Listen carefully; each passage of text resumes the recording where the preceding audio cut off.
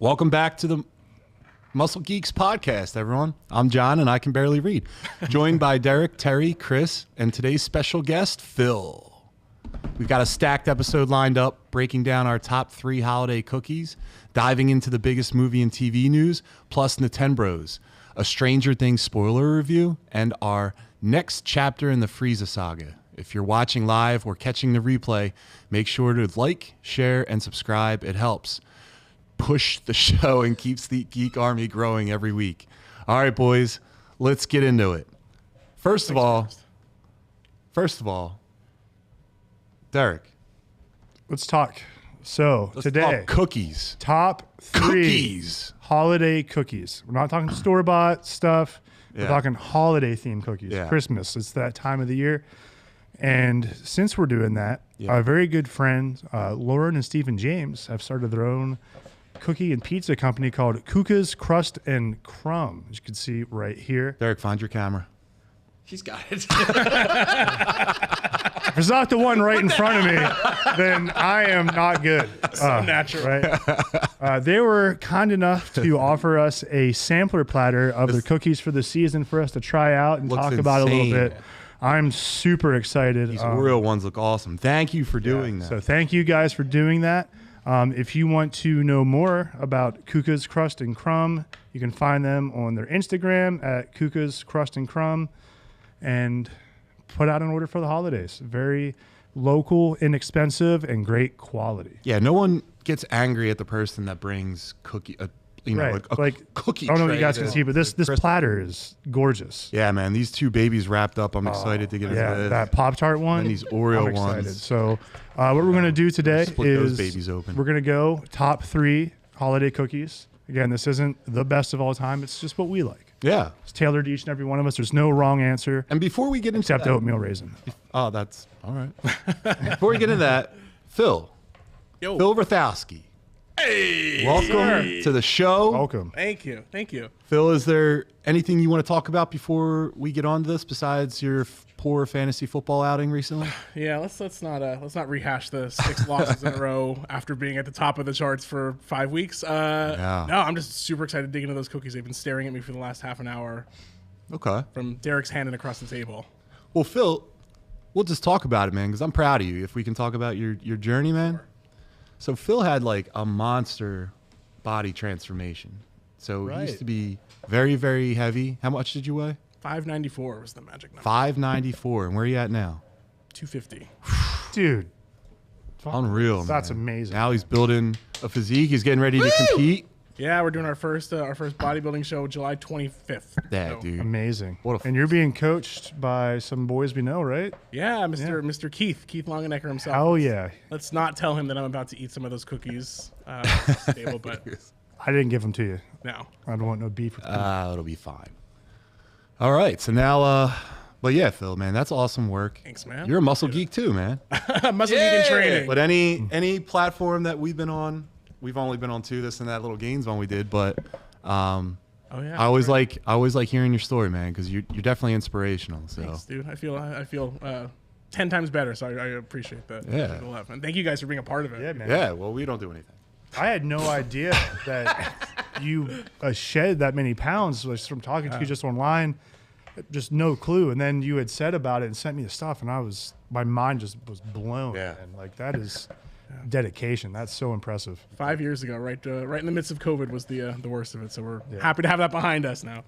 That's awesome, dude. There's 2 ways you can go, and you went the better of the ways, and that's amazing. I'm just saying, during COVID, it's easy, man. You get depressed, you want to eat, you're sitting around not doing anything. Yeah. If there's ever an excuse not to, be motivated, I mean, no one can blame a person for that, but to like go the other way, and say I'm gonna take advantage of this time, I think that's it's incredible. Way more difficult to do for anybody. Dude, everybody's got to hit a low point. I hit a low point right before COVID, and that pushed me to nationwide depression, brother. Like it's like I was prepping for a bodybuilding competition throughout the entirety of COVID. I turned the worst time of my life.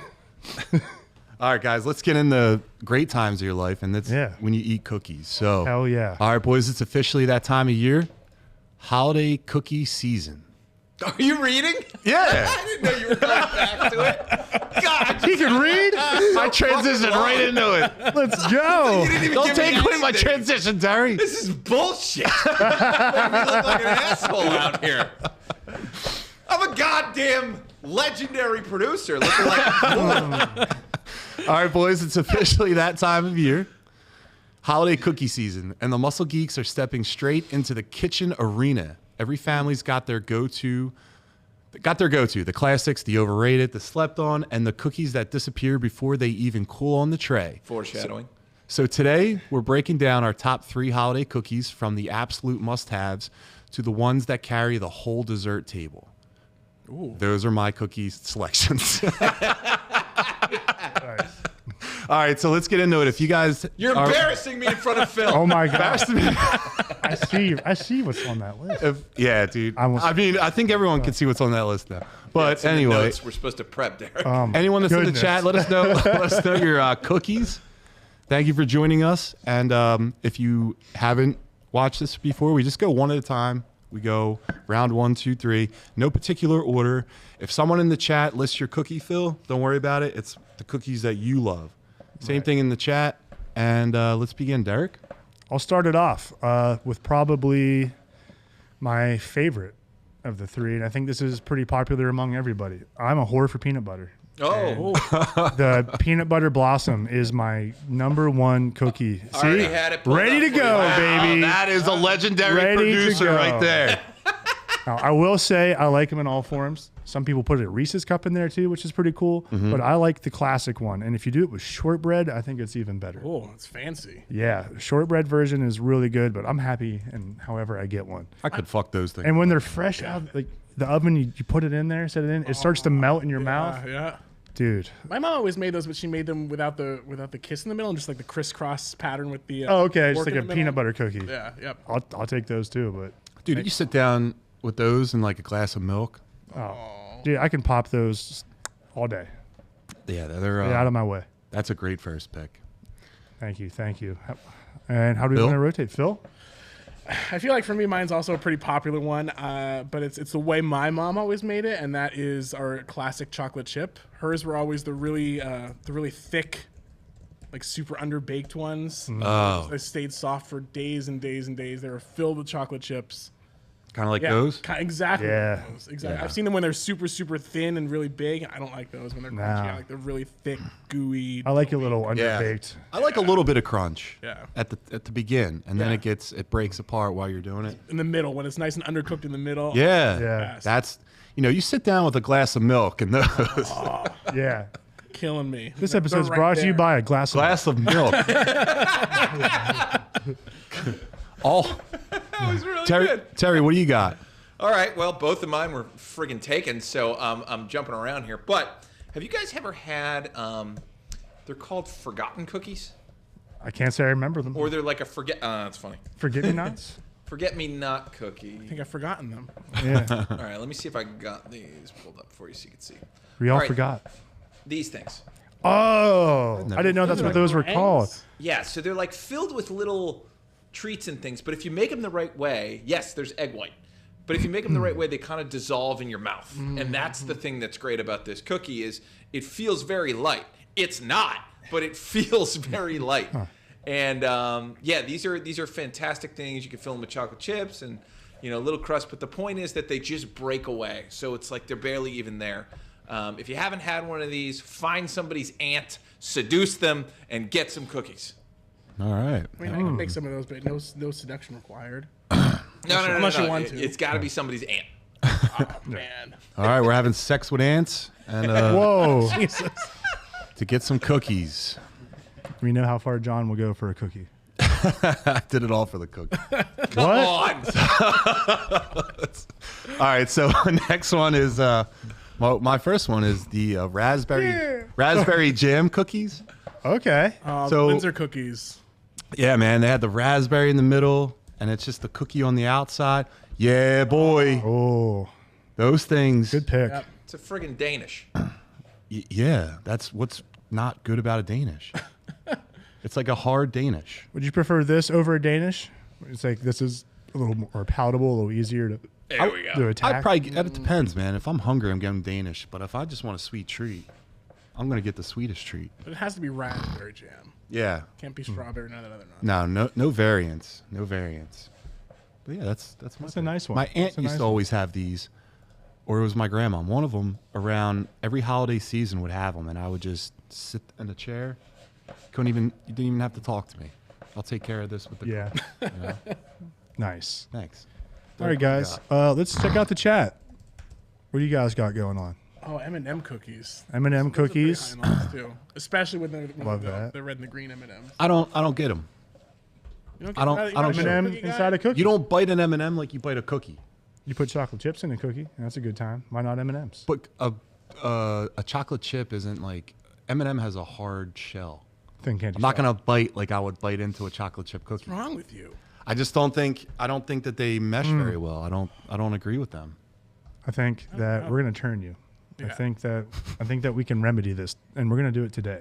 Oh, because look, you have That's right, baby. chocolate chip cookies. That's right. See what else you have here. We got molasses Some cookies. Kukas. Molasses milk toast. cookies, milk man. toast. You would say something like that, but I do agree though. Those are pretty great. I can't say I've ever had a molasses. Homemade was those pizzelles. Is that how you say that? I think it's Cells, pizza. oh. Pizzelles. I don't know what that is. Dude, those are on my list. Really? On my short Oh, list. I'm gonna have to get educated here. Oatmeal raisin, milk Raisin. toast. You're a man of honor and good taste. Oh, those things. Italian cookies. Yeah, Hey. my Communion mom wafers. makes those with Yeah. anise and with vanilla.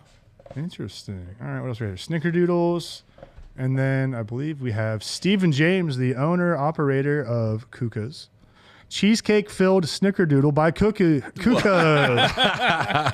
which is a great segue. And let's check that one out right now. Let's talk about it. So we have a cheesecake-filled snickerdoodle. It's a classic snickerdoodle stuffed with a cheesecake filling. This cookie has been brought to you by Kuka's Cookies, located in beautiful Delco.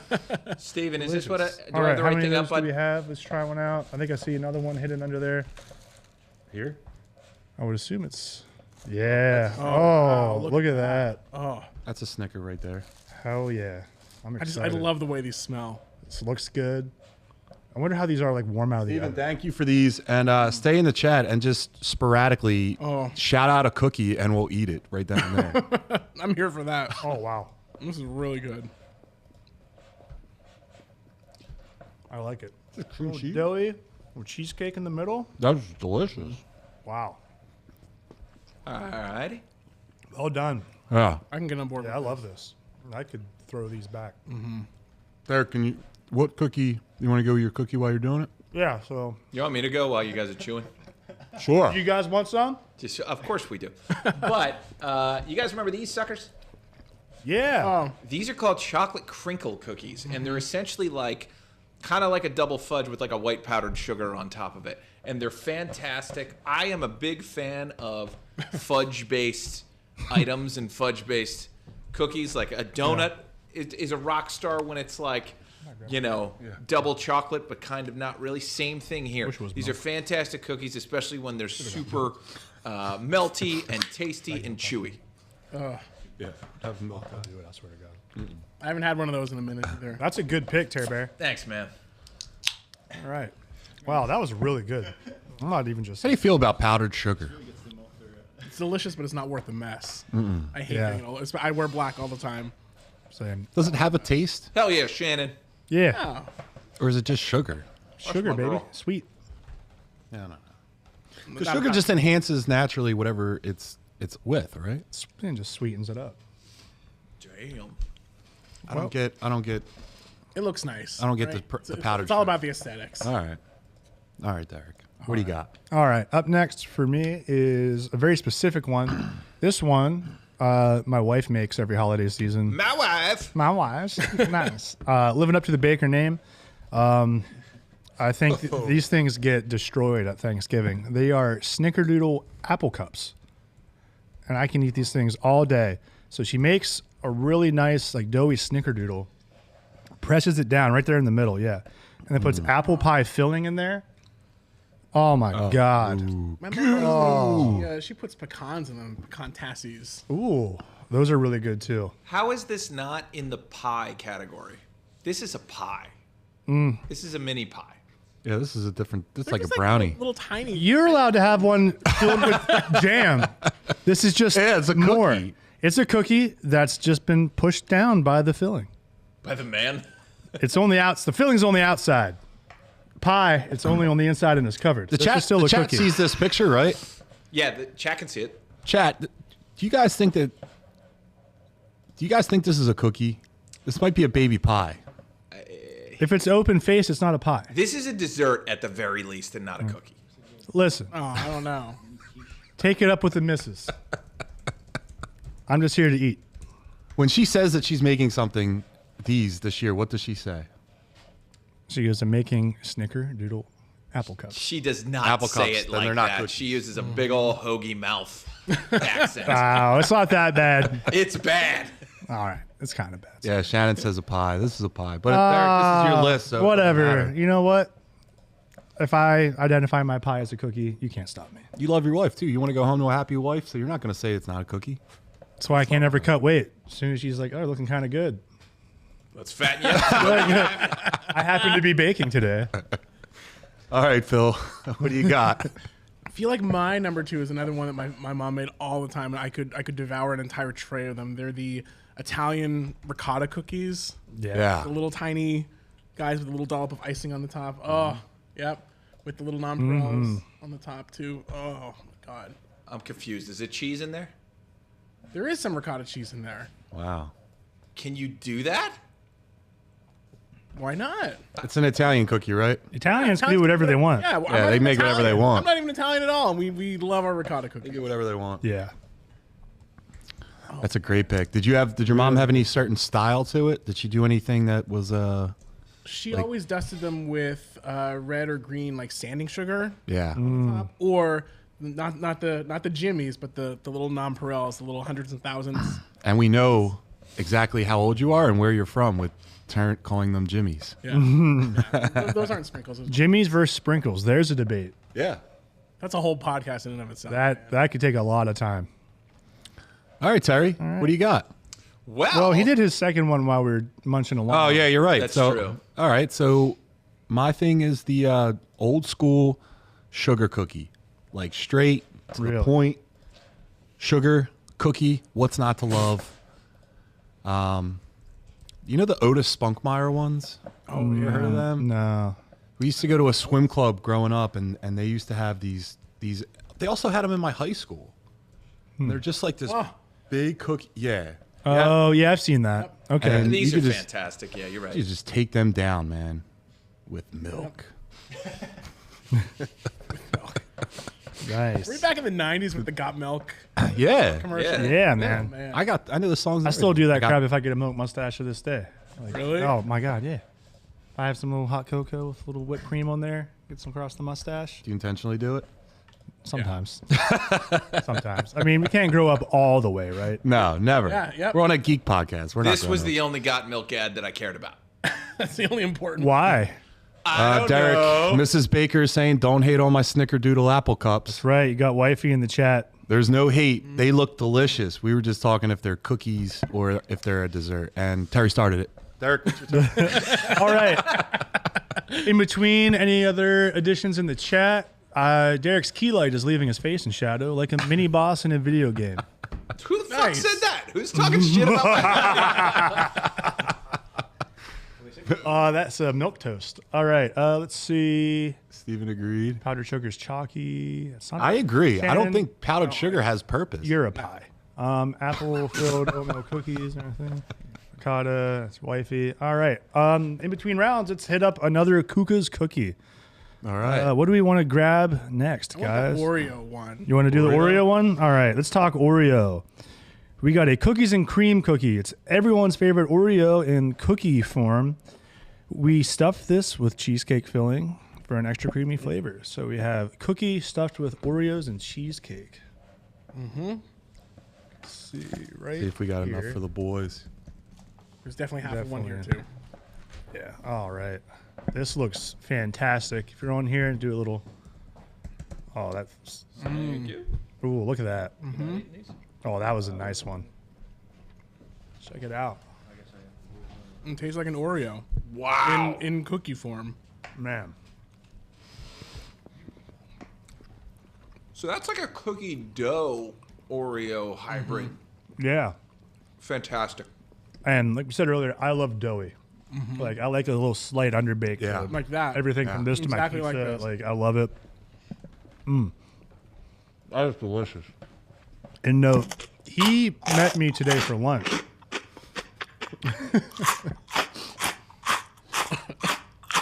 Hey, keep it down. People chew with their mouth open, you know?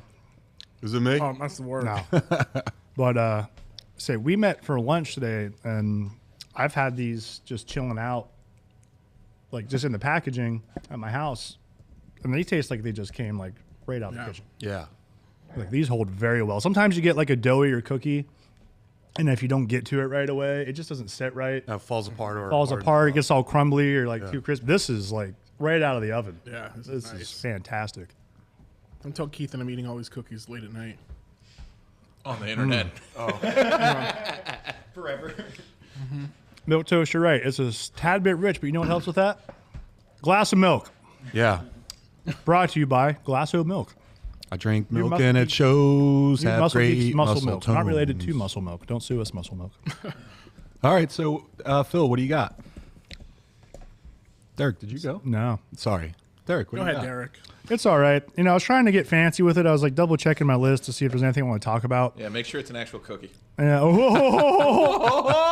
Oh, I'll get you. Oh, Don't it's worry. funny because Don't it's true. worry. I don't know if this counts as a cookie. So I'm going to go with 1A, 1B. Just do it. Would a, I mean, it's in the name, I guess. I guess not. But would a tandy cake, That is not a cookie. but if you cut it into cookie shape. All right. Wait. Are you talking? Did you just try and Yeah. pass cake off as Yeah. a cookie? Yeah, I Straight up did. Cake? I did. Really? The peanut butter candy cakes. It's a piece of cake. You ever have a homemade one? It's so good. But you literally eat a it like a piece of cookie. All right. It's all right. Yeah. Stop saying cookies. I've got a pie. I've got a cake. All right. I just want to shout it out. All right. I was trying to get fancy with it because my last one's so simple that I thought I could get a little creative with it. You don't know what cookies are. What is a cookie? All right, good. You're a cookie. You're a Derek, towel. we're keeping this pick, okay? No. No, it's fine. I'll stay basic, but I'm going with chocolate chip cookies. Yeah. But not like It's already on the list. it's my list. But not Phil's mom's cookies. Yeah. Not It's my actually Phil's mom's cookies. God. This show's brought to you by Phil's mom's cookies. And the aunt I had sex with to get cookies. Oh my god, Phil's never coming back. No, it can't be. I don't like those real thin ones. They're like, what is that? Oh, look, what my are you cookies doing? right there. Yeah, the thin ones make me angry. What are we doing here? You're not putting Yeah, I like hate the when product they're- in there I to hate let it when they're rise. crunchy when they You s- lay- when they, like, yeah, snap. I don't want that. I want some substance to it. No, you can't skimp. I want to get in there. I want to be able to like Oh, dunk it in some milk and have it hold. Like, look at that. That's a chocolate chip cookie right there. I'll have to bring you my tahini chocolate chip cookies. Tahini. How do you feel about the double chocolate chip cookies? I'm for it. Chips Ahoy double chocolate chunk is probably my favorite store-bought cookie. The more chocolate, the better for me. See, they're a little bit too cakey Yeah. for me. But, that, but- I think the Oreo cookie is like the GOAT. Hold on. That's a whole cookie. other list. That's a whole other episode that we'll get into another time. I go hard in the paint for Nabisco, okay? I've seen him. 8-bit beef. This man will go puff a I family know. size cookie order with those Nerds gummy clusters. Sure did. Yeah. You ever see someone use a pizza box as a plate Nope. and eat the whole pizza in one sitting? Oh, yeah. All the time. Can we have a moment to talk about driving by the Disco Factory? Memories of 8-bit beef. Terry's bachelor pad was so bachelor. He had one plate, one set of silverware, and one glass. I love all you that. need. Yeah. Minimalist. Practical. Dude, he knew what he was up to. I knew. All right, Phil, bring us back. Bring us back, Phil. So I feel like my last one is we have pizzelles on the list, which are super high on the list, but not the anise ones, not the ones that taste like licorice, the ones that are like vanilla or chocolate. Okay. Those are really good. My mom had a pizzelle press that she would use to make them. The other one that I didn't see on the list are those red, green, and white like Italian cookies with layers. When my mom was feeling brave enough to make them and not super stressed out about them. Are you Italian? We're not Italian. My last name's Ski. I'm super Polish. But we have Is this Plot what you're talking twist. oh yeah, the down there in the lower left. Yep, those. This looks like a cake. No. Well, okay, so I can't have candy cake. Italian, No, not a no. cookie, not a rainbow. Oh, You're gonna give me shit, and then bring this up on my podcast no. in my house. Yeah, that's definitely a Maybe cake. that's not what I'm thinking of. Maybe that's not the cookie. I thought you were talking about That's a cookie. not the gum. These boys. The Oh, leaves. macaroon. No. Oh, I forgot about macaroons. But you know what? That's an all everyday walking around cookie. This is supposed to be holiday cookies, right? I can tweak mine to be the little spritz cookies that come out with the gun when you press them down and they make the little tiny shapes. Mm-hmm. She would make them in red and green. This is so good. Maybe not Gun maybe cookies. not, Gun maybe not cookies. gun cookies. How about spritz cookies? Make holidays A little awesome. nicer. Yeah, those little guys. With the hearts. Nope. Okay. Those. Just a classic butter cookie. These came in the tin where you hid your drugs. Yep. Yep. Right. She had a little gun that would make them in Christmas tree shapes, which made me happy. I've never had one of those cookies out of the tin. I've had them like on a table, but when you go to the tin, it's a sewing kit. My family used to pass the tin around and just put different cookies in there. Oh, that's a good idea. They should just keep the tins. My mom used those big popcorn containers, like the 5-gallon, 3 kind of popcorn containers as cookie containers. How many cookies you fitting in there? She would make hundreds of dozens of cookies. Jeez. She made trays and gave them away to everybody. It's like the cookie collector. Yeah. Terry, are you a cookie collector? Oh, I'm a cookie collector. I collect all the cookies. You got it. Cookie connoisseur. Cookie connoisseur. What's How your many third pick? cookies would you collect? So to collect all mine the is actually a cookies? bit of a piggyback off of John, who brought up sugar cookie. Because we're talking Christmas, I am bringing up the classic frosted sugar cookie, Christmas cookie. If you have one of these homemade, they're fantastic. Store-bought, you're out of your goddamn mind. But homemade, these can be fantastic if someone actually bakes them and does the frosting themselves. It's solid on Christmas. I love the size of them. I like that I'm eating essentially something that looks like a boot. I think these are superior to gingerbread cookies when it comes to Christmas and should be treated as such. That's my bakery specialty is decorated sugar cookies. Hey. Actually. My kind of guy. Yeah. Nice. Classic. So we're gonna need some cookies, man. yeah. I don't know. I can't compete with those incredible.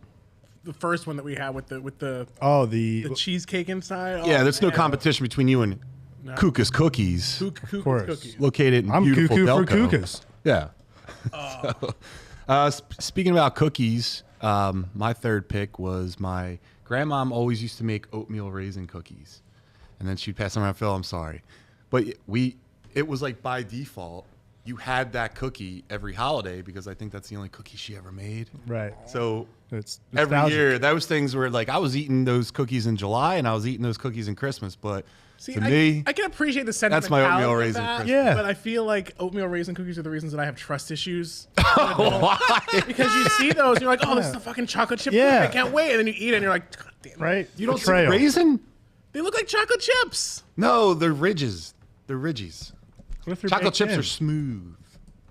I don't think I ever like microscopically looked at my cookies before I ate them, but they look like raisins when or they look like chocolate. You got to analyze your cookies. I do now. Man, Jeez. Derek, do you have I think that was a special all consideration? three. Special consideration for a cookie? No? No. Phil, do you have any special considerations? Any option A, option B, option C's? what about the icebox cookie? Ooh, I don't even know what that is. I feel like I like whatever version that was. That was awesome. I feel like it was just like a normal like a sugar cookie, but yeah, some of them had like the checkerboards or the swirls, and they'd just be in a big long Wow. roll, and you just slice them off out of the freezer and bake them up like the frozen ones you'd buy in the store, but much more delicious. Wow, the icebox cookies. I've got Lemon icebox cookie. Oh man, that's a good one. Yeah. Terry, you got special consideration? That's a good palate cleanser. a lemon cookie is fantastic, and it's not brought up enough.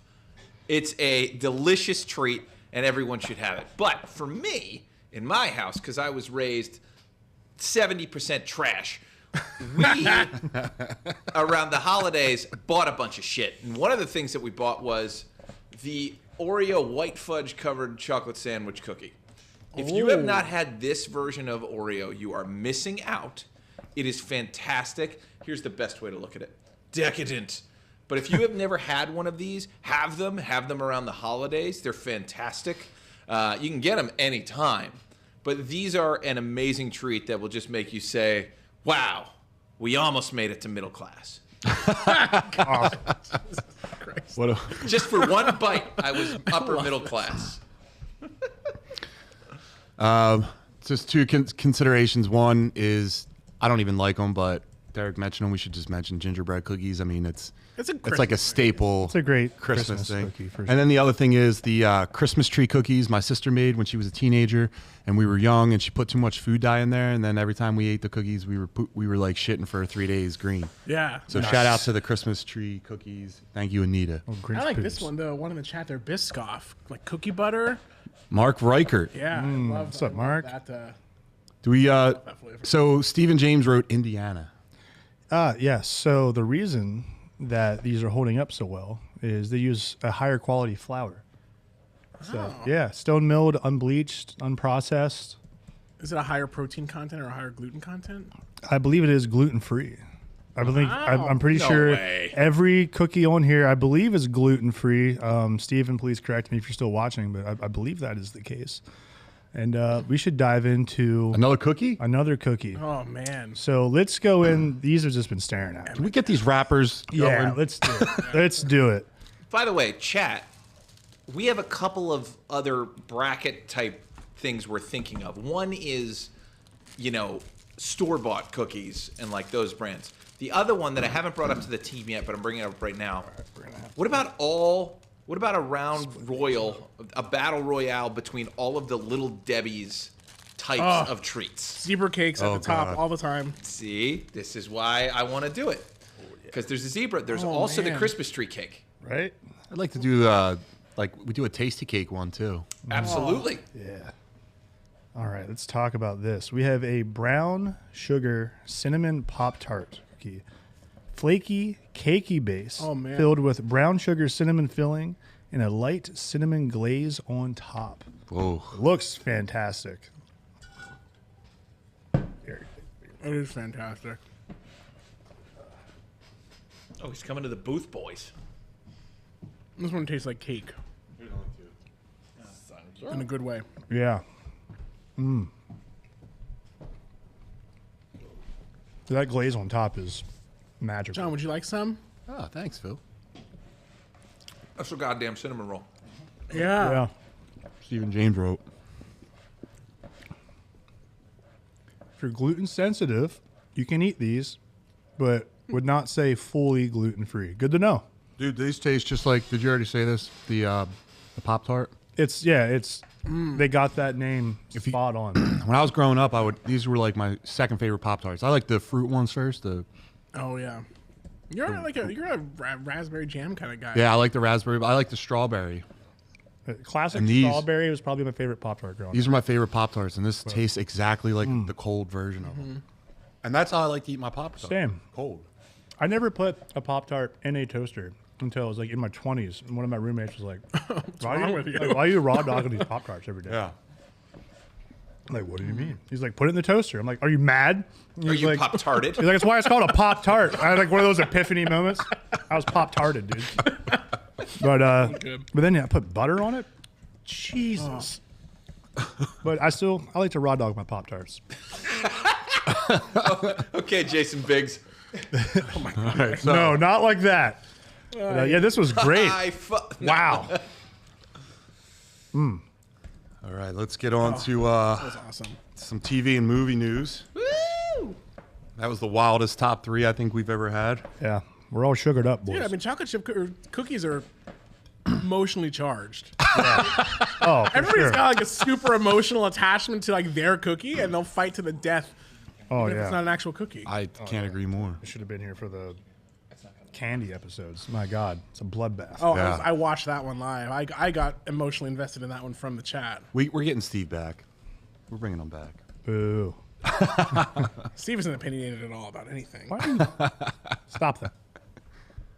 What are you doing? Who's this, Derek? I don't know. Oh, I know him. Oh, He's really big with pro wrestling. That's Derek Baker. I'm not going there. Together. Yeah, I've seen him before. All right, so Popped. you want to read them, Derek? Yes. Let me get up to where we're at. All right. That was super fun. And now we're on to movie and TV news. Blumhouse and John Carpenter are reportedly in the early stages of developing a brand new project connected to The Thing. And Carpenter himself has hinted that a sequel may finally be in development.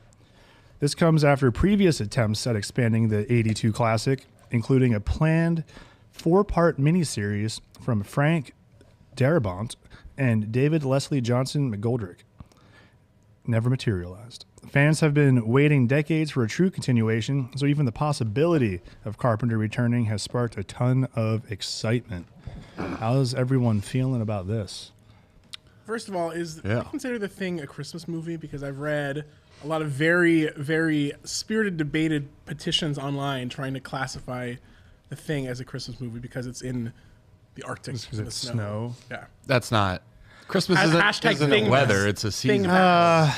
That's a stretch to me. I'm No. not giving that one up. No, I'm not saying that. I'm not giving them that. But I will say Die Hard is a Christmas movie. I would agree with that.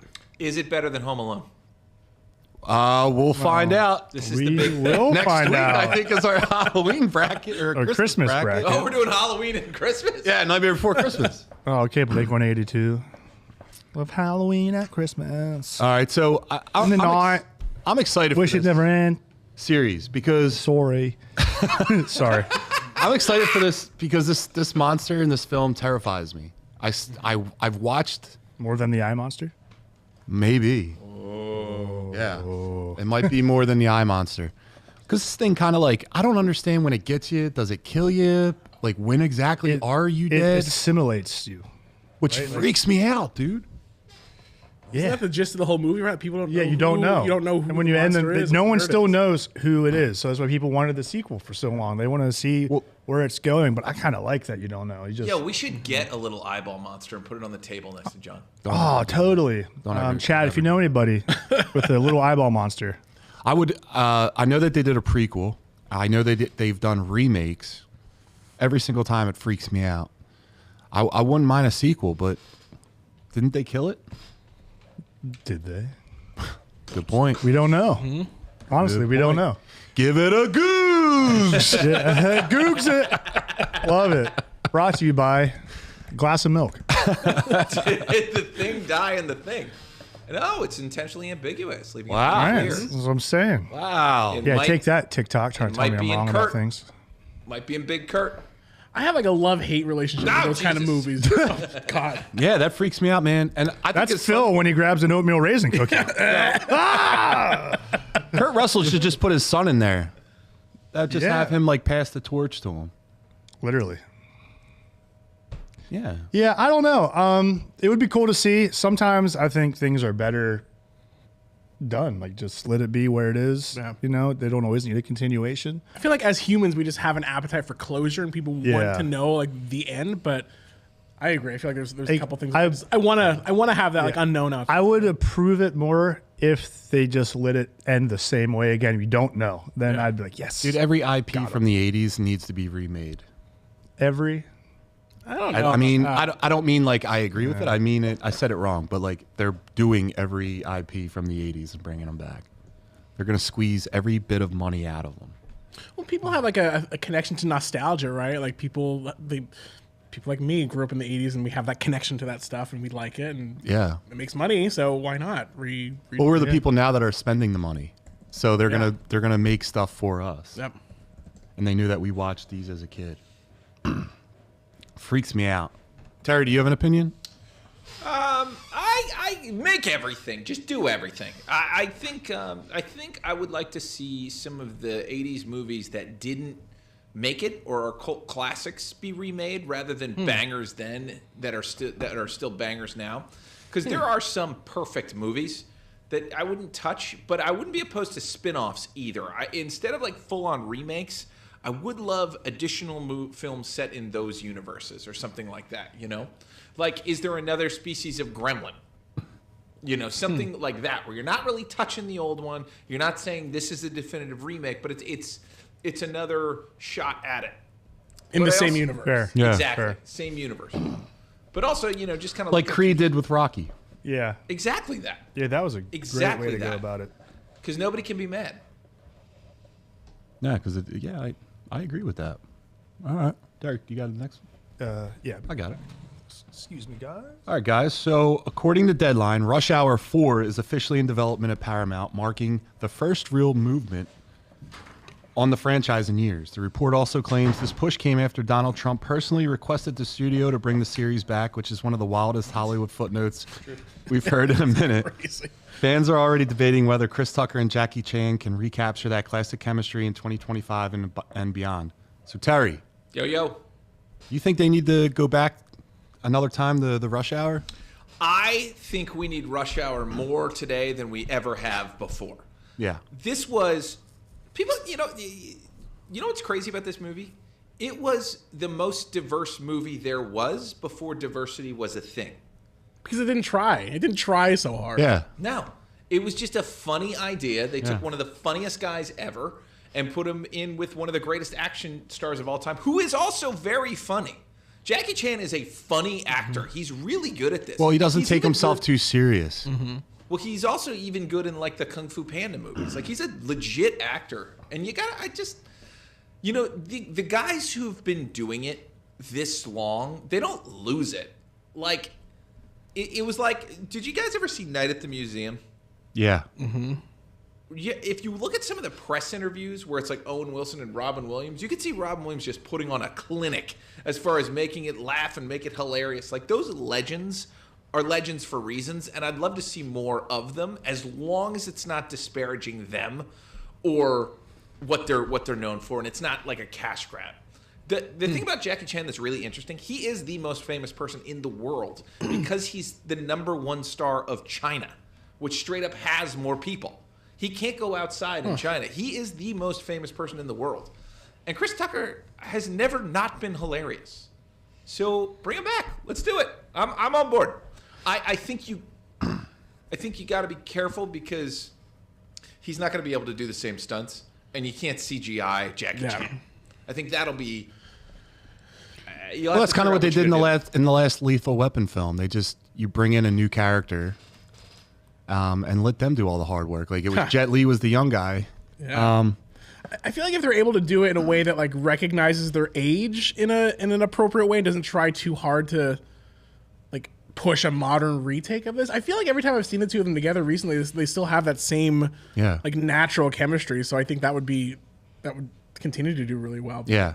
I think if they all these movies that I've seen that have been doing remakes lately have just tried so hard to be more modern or more funny or something, and they kind of lost that like appeal that I once had for them. So as long as it like is kind of naturally funny and has that old kind of chemistry, I'm all for it. I want to see like a wedding movie. I want to see like their kids getting married, or like Jackie Chan's character is a member of government in China, and Tucker has to go visit him there. Something a little bit different since like, all right, let's get away from the action a little bit. Like you said, it's a good point. Yeah. I'll tell you another thing. If you don't think Jackie Chan is a good actor, go watch The Foreigner. Yeah. It's a movie that came out. I just looked it up. It was from 2017. Some of the best acting I've ever seen Jackie Chan do. I mean, he loses, I think it's a wife or a child. It's his daughter. Yeah, and like he ends up fighting like the Irish mob. Wow. Yeah, great film, man. I actually saw this in the theaters. I mean, he gets Jackie Chan, but before that, he's just a lost, broken man. So yeah, such a great film. This will be tricky to see how they do this well, because they can't be the adventurers Unless they're going to do the too old guy thing. And the too old guy thing can work if you're not trying to present them like they tried to present De Niro and Pacino for years when they were way past the ability to be a physically intimidating presence. So you got to go away from that. Yeah. Chris Tucker's son goes into the Navy, and he's stationed in China, and he hooks up with Jackie Chan's daughter or niece.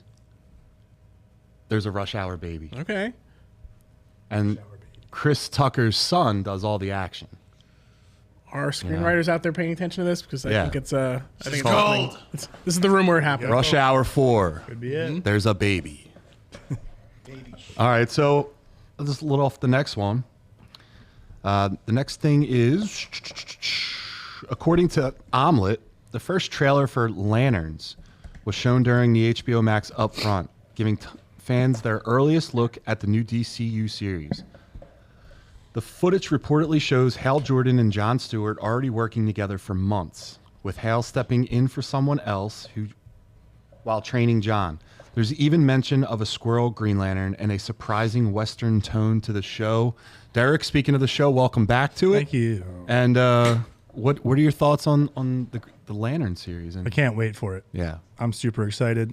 Yeah. I think it's setting itself up perfectly. I like the tone.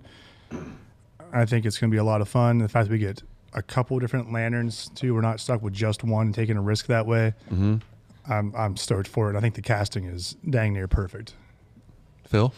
This is one series that I've never been super involved in, so I don't know if I have a ton of really good perspective on this piece. I've never like super bought into the DC world for one reason or another. Why? That didn't sound confrontational at all. Why, God, Phil? Jesus. I don't know, man. That's never been a huge. I've never been a huge DC kind of guy. I don't know. Need to Phil, spend more time around here. Apparently, this is going to be a buddy cop show. So even if strip away the characters, the names, all that stuff, and it's just an older guy teaching a younger guy the ropes. They're in a town too. Like, what's the Mayor of Easttown?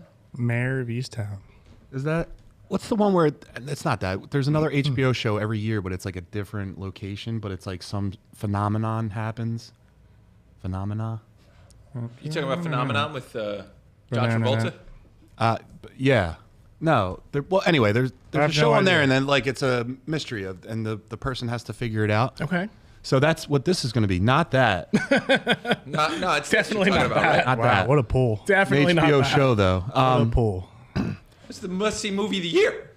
What year was that?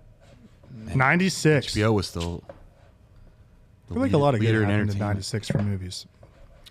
I'm happy that John Travolta's embracing the bald life.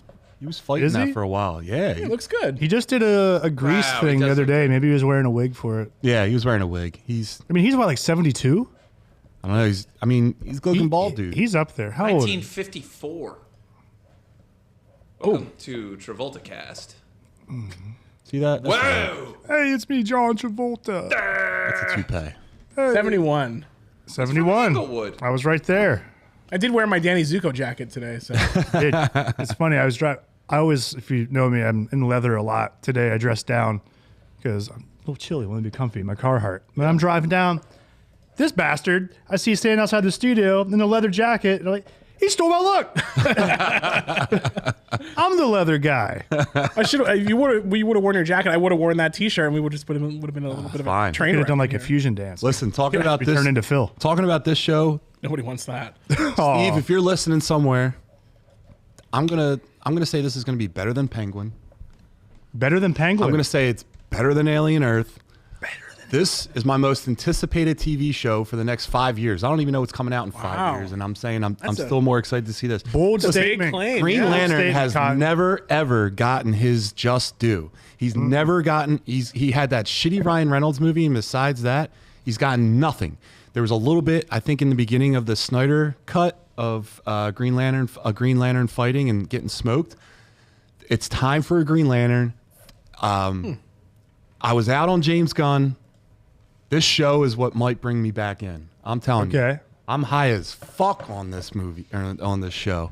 And You heard it. I just first. like Kyle Kyle Chandler. Yeah, he's great. I think that's a great casting. I think Oh, yeah. I agree. the gentleman who's playing John Stewart, like he looks exactly like John Stewart. Friday Night Lights. I apologize, I don't know his name, but he is in like a bunch of stuff that we've seen. It's just this is going to put him on the map for me. Yeah, I think Chandler is going to be a great Hal. He's that perfect, like, I'm going to, A little older, a little grizzled. yes, I'm going to like adopt you kind of thing. And I want to know, like, where are they Take you going to under go my with this? wing. Do we get to see some parallax at some point? Like, I think so, man. Don't. I wouldn't do it in the first one. not the first one, but I'm saying, are we going to start, if this goes well, are we going to add up where he's training the new guys and then we start to see the rise, fall, and then eventual redemption of his character? Because I think the Green Lanterns do not get enough justice. Their storylines are amazing. Dude, Kyle Rayner's girlfriend was folded up and thrown in a refrigerator. Let's Sure get was. to that story. Sure was. Let's get to that story. Hey, I mean, with the Clayface stuff coming out, like, it's all very possible we could get that dark. Yeah. It's hard to say, but That's what I do like about this universe is like they're going to go dark. yeah. They're going to go low budget horror. Marvel, when they started, it was like that. Marvel was very like, it was genre within genre. So it had like, you wanted a spy thriller, you got Winter Soldier. You wanted like an alien movie, you got Guardians of the Galaxy. You wanted like a sci-fi, you got Thor. It was all these different genres within that comic book genre. DC is starting to do that. The past like Snyderverse, it was all dark. It was all kind of the same theme, same movie. Yeah. I'm interested in seeing like where this goes, how Clayface ties into the Superman universe. It's going to be fun. I'm gonna have to add this to my my repertoire here. I'm telling you right now, Yeah? show of the year. There's a reason this is Alright. going to hit too, is that they went with double casting. Because all of us 90s kids, John Stewart was actually our Green Lantern because he was the one that was Sure. on the Justice League cartoon. Sure. And Justice League Unlimited. But in the comics, Hal Jordan always had a much superior story and a more interesting story. Like Derek said, he goes on this amazing arc. And if you haven't, go back and read Green Lantern Rebirth. Start there and go all the way through. It's a fantastic run. But this was brilliant in that they're giving the old heads what they want and the 90s kids what they want. New kids, they don't even know what they want, yet. But just because they haven't had one. I guess theirs has been Hal Jordan.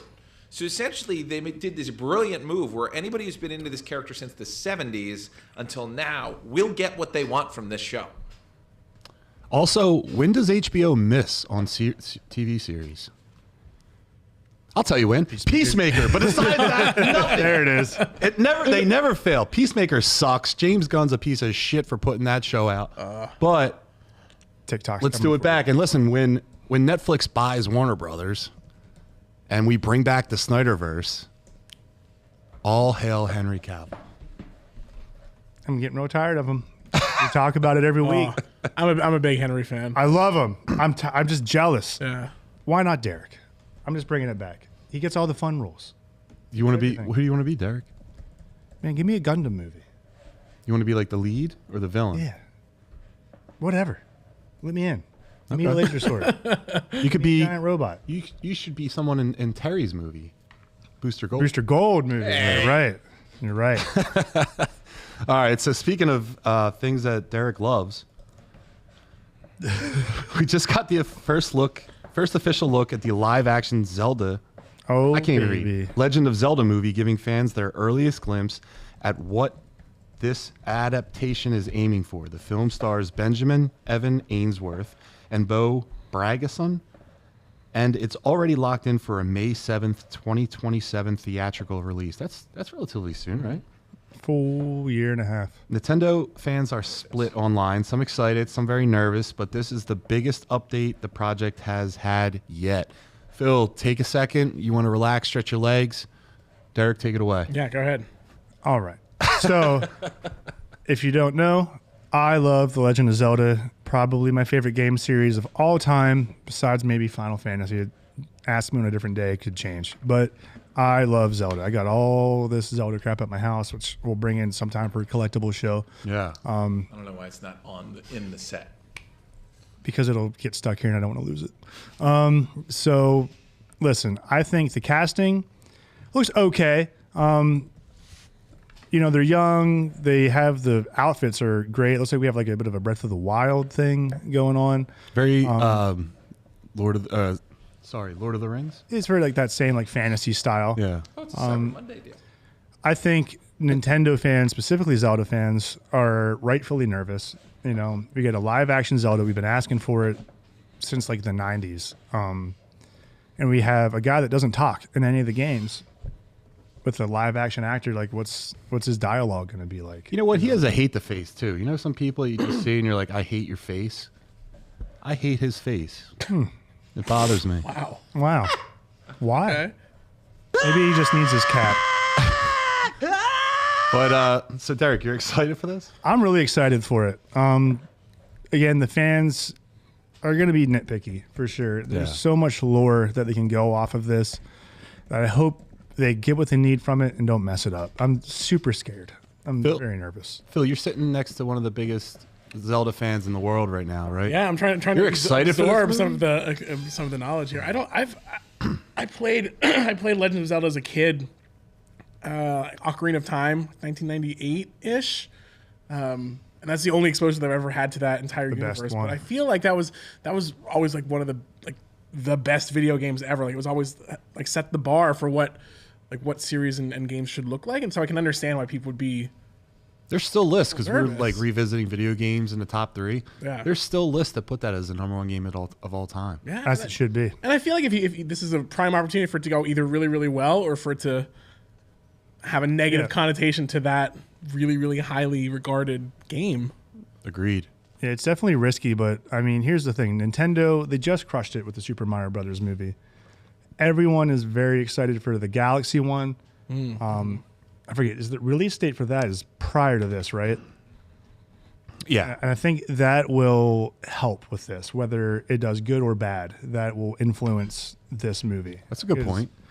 We got to know, can we trust Nintendo with these IPs to put the movies out correctly? But I feel pretty good about it. I don't think that they're going to let this be bad. This is their baby. Terry?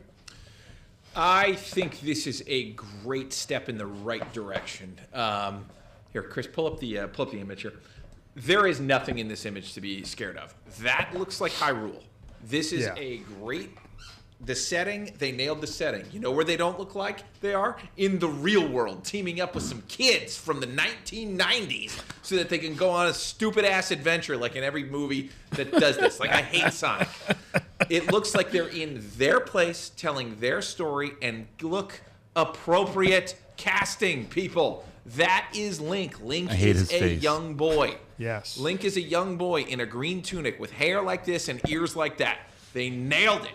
He's sitting in a field like he does. Zelda, some people might be freaking out that she's in the front here like this. This is very clearly going to be inspired by Breath of the Wild and Tears of the Kingdom. This is her Tears of the Kingdom outfit. This is how she looks. She is a warrior princess. She is not always a dainty princess, but she can do this. There is nothing to fear from this image. Everybody looks right. It's going to be handled properly. I guarantee you Nintendo is going to have this girl get kidnapped by Ganon, and your boy here is going to have to save her. Yep. Yeah, this is probably beginning a movie like opening scene. Absolutely. For sure. And maybe they're going with this version of Link, who is her protector. He is her knight. I would have said he looks kind of there like she's mentoring him. Mm-hmm. Maybe. Or they're going after his horse. This could be, Epona could be right over there. True. Or a couple of four-wheelers where the kids that on the farm that they landed on in the 90s, so that they're hunting the cattle. We gotta get this dude back to where he belongs. He can't even talk. Oh man, right. I hate that shit. No, there's nothing to be scared of. This looks perfect. Good. I see the comparison in the chat there to Katniss and Gale from the Hunger Games. I can kind of see that at least from this still here. Heroine with the bow and arrow. Yeah, except Hunger Games is dumb and Zelda's awesome.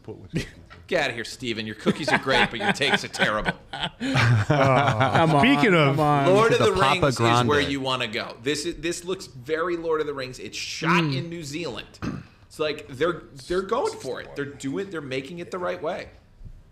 So Zelda does not look like Katniss. That is a blonde woman with pointy ears. Speaking of stuff, and then we have another cookie to go over. We have another cookie From Kuka's Cookies. from Kuga's Cookies.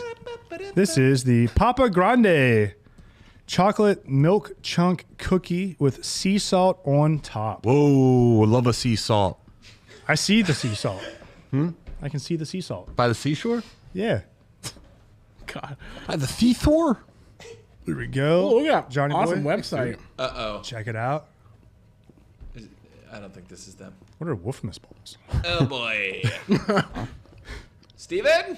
We're going to need to build you a website, kid. Oh, they make Oh, this is dog good. treats. These cookies are like the perfect Texture. blend consistency of everything. Yeah. Sea salt definitely salt. adds. It's salty and then the cookie gives you sweet. It's perfect. Brings it around. Ah, I always add flaked sea salt to the top of my chocolate chip cookies. Yeah. I love the way that tastes. I love these. that's my number one cookie so far. There he is. I follow him back. Kuka's Crust and Crumb. Yeah, give them a follow. Find them right Kuga's now. Crust and Crumb. I'm not That going was to remember very that before I good. leave. No website yet, but it's in the works. Yeah. So check out their Instagram right there. You want a good website or you want good cookies? Get the good cookies. But guys, speaking of that, while you guys are Sweet enjoying and it, salty. Terry, do you want to talk about Nintembros? Sure do. I can listen to Terry talk about anything. He has that announcer voice that just makes me just connect instantly. I love it. Say face for radio. Here we go. That's the Got the one. triforce. We got the mic, Pac-Man, chomping beats, y'all that's tight. The knitting bros are here to say, we rock the mic in a retro way. From the That's his head Muscle snap. Geeks to the arcade hall. Press start, we're taking off. Wow. Nice. Look at this. Look at us. Very nice work, Terry Bear.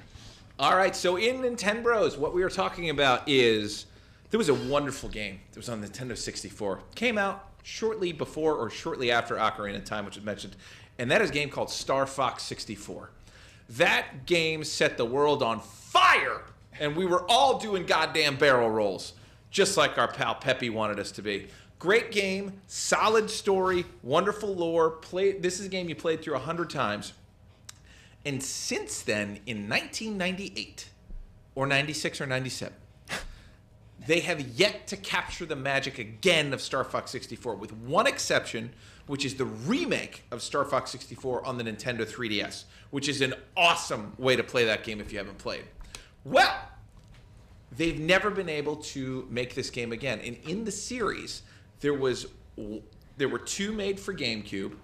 One was the last Rare game and pretty much tanked the series for a little while. Then they tried to go back to the original with Star Fox Assault, didn't really work out. And then I think it wasn't until the Wii U that they tried Star Fox again, and again it failed. So Star Fox 64 was the only successful Star Fox other than the Super Nintendo one it was based on. So Nintendo just kind of quietly stopped making this game. But they kept putting Fox and all the Star Fox team in Smash Brothers and things like that, so it was always fun, and we were always hoping, hey, where is this other group? This is one of Nintendo's main IPs. I'll be shocked if a Star Fox movie doesn't come out. Well, some people decided to stop waiting and literally made their own Star Fox game. And this thing looks exactly like Star Fox. And as luck would have it, it's made by one of the original programmers of Star Fox 64. So we are looking at a new game called Wild Blue. So Wild Blue, it looks and plays. William Dafoe. Will Blue. Ethan, cut this out. Wild Blue Skies. There we go. Okay, look at this thing. Is that a fox? No, it's a dog. But that's fucking Star Fox. Yeah, that's 100%. Like, I watched the trailer for this. It is 100% a direct ripoff. Yeah. And so I'm excited. It looks all of this is exactly yeah, the the stuff targeting you see in Star Fox. system, the way like the like the air comes off the tips of the wings. It's a spiritual successor. Yeah, Oh, they're gonna spiritually Ain't no sue the shit out of them. that's what I'm worried about. I don't understand what the hell this thing is and how it can possibly exist. Nintendo is notoriously litigious, so it's all stolen directly. Like this is crazy if this actually comes out. But there's gameplay video of it,